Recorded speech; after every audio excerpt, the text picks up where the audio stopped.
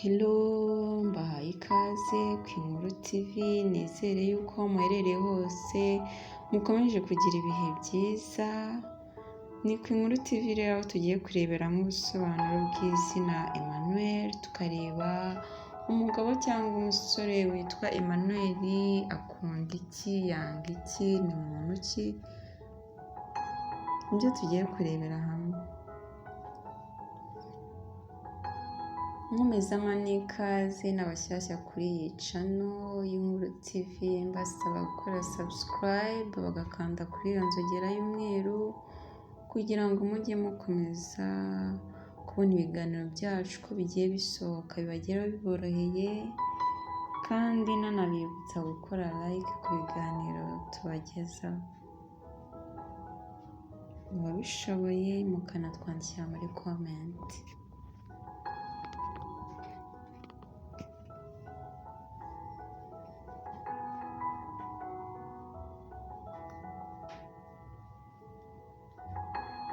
Emmanuel ni izina rihabwa umwana w'umuhungu rifite inkomoko mu Giheburayo, aho izina Emmanuel risobanura ngo Imana iri kumwe natwe. Iri zina rizwi cyane rero muri Bibiliya mu Isezerano rya Kera, aho Yosefu umugabo wa Mariya yabwiwe kwita umwana azabyara Emmanuel.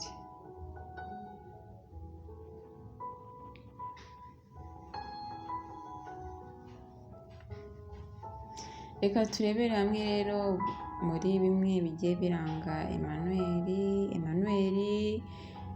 Uzasanga ari umugabo cyangwa se umusore urangwa n'ubwitonzi, aba acecetse, akunda gutembera ahantu nyaburanga. Emmanuel akora ibintu yitonze, ntabwo ahubuka cyangwa ngo agire umuvuduko, akora kimwe yitonze, cyarangira agafata ikindi, agatangira ikindi. Ni wa muntu ubona ibintu mbere y'uko biba, yifitemo kureba kure.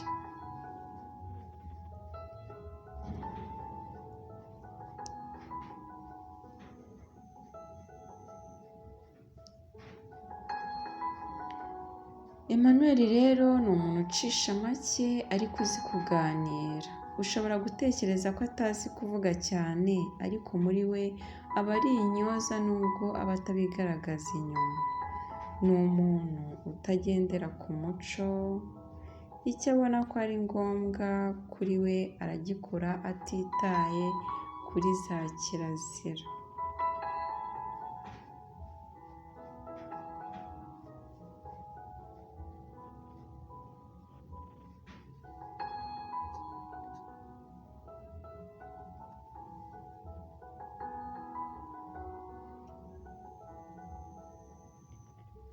Emmanuel rero uzasanga agira ibanga, asa nk'ugira isoni, ntago wapfa kumenya uburyo ateye. Ariko nubwo muri we ari uko ameze, Emmanuel ni umuntu nanone ukunda kuvuga no gusangira ibitekerezo n'abandi. Iyo umubonye wibwira ko Emmanuel nta kintu kimuhangayikisha, kandi ajya agira n'ukuntu akunda guserezanya no gutebya.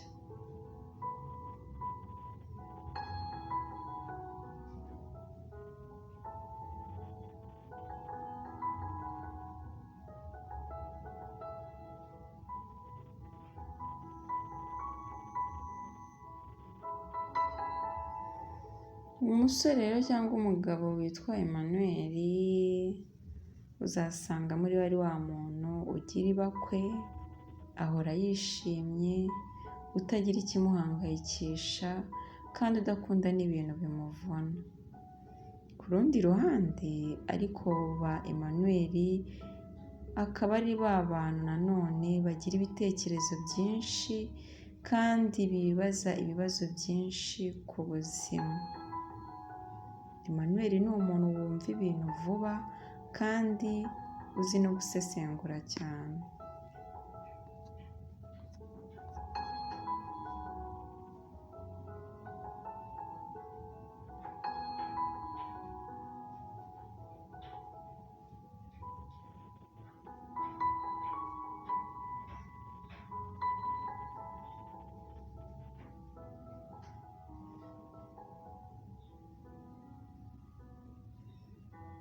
Emmanuel rero uzasanga ari abantu bakunda abantu, bamenyera vuba kandi barakora cyane kurusha kuvuga. Bazi gutanga amakuru kandi berekana amarangamutima yabo.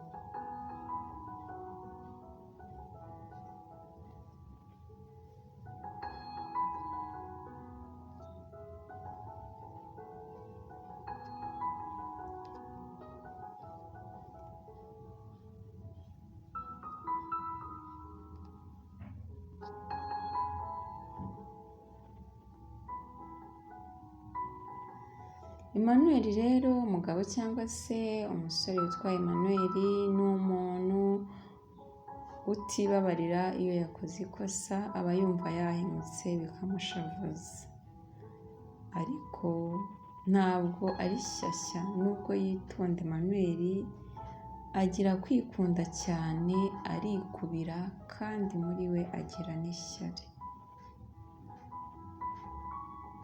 Mu rukundo rero Emmanuel yitwara neza, aba abirimo rwose kandi ashimisha inshuti ye. Yishimira ubuzima abayemo bwose uko bwaba bumeze kose.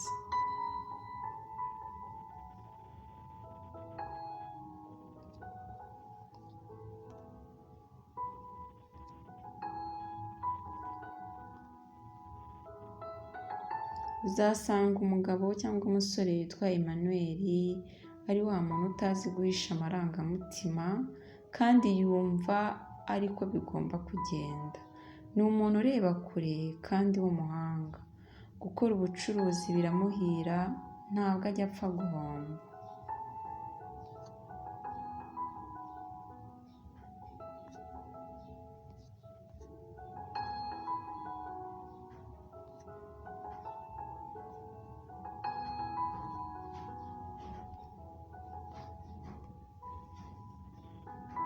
Nizere rero ko aho muherereye hose murushijeho kumenya no gusobanukirwa imico n'imiterere y'abitwa ba Emmanuel.